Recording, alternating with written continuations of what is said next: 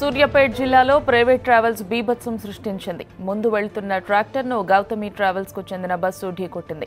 దీంతో ట్రాక్టర్ మీద ప్రయాణిస్తున్న ముగ్గురు తీవ్రంగా గాయపడ్డారు. పూర్తి వివరాలు మా కరెస్పాండెంట్ రమేష్ అడిగి తెలుసుకుందాం. రమేష్, చెప్పండి, ప్రమాదానికి సంబంధించి మీ దగ్గర ఉన్న అప్డేట్స్ ఏంటి?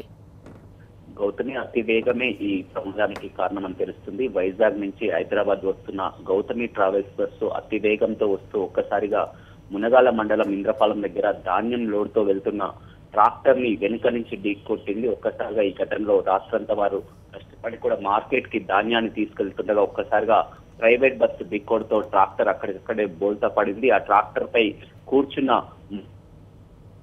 జరిగింది. అందులో ఇద్దరి పరిస్థితి విషమంగా ఉండడంతో సూర్యాపేట ఆసుపత్రికి తరలించడం జరిగింది. పూర్తిగా ఇది ప్రైవేట్ ట్రావెల్స్ బస్సు డ్రైవర్ నిర్లక్ష్యమే కారణమని తెలుస్తుంది. ఉదయం 5:30 సమయంలో ఈ ఘటన చోటు చేసుకుంది.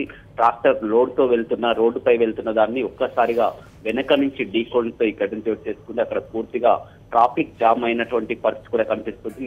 హైదరాబాద్ విజయవాడ జాతీయ రహదారిపై వందలాది వాహనాలు కూడా వెళ్తూ ఉంటాయి. ఈ ప్రమాద ఘటన జరిగిన సమయంలో అక్కడ ట్రాఫిక్ జామ్ ఏర్పడింది. పూర్తిగా డ్రైవర్ నిర్లక్ష్యమే కారణమని తెలుస్తుంది. ఆ రైతు పండించిన పంట అంతా కూడా మట్టిపాలు కావడంతో కూడా ఎక్కడికక్కడ చిల్లాకొల్లమైనటువంటి పరిస్థితే కాక వాళ్ళ పరిస్థితి కూడా విషమం ఉండడంతో కూడా ఆ విషాదం చోటు చేసుకుందని చెప్పవచ్చు. కొద్దిసేపటి క్రితమే పోలీసులు కూడా ప్రైవేట్ ట్రావెల్స్ బస్సు డ్రైవర్ ని అదుపులో కూడా తీసుకోవడం జరిగింది.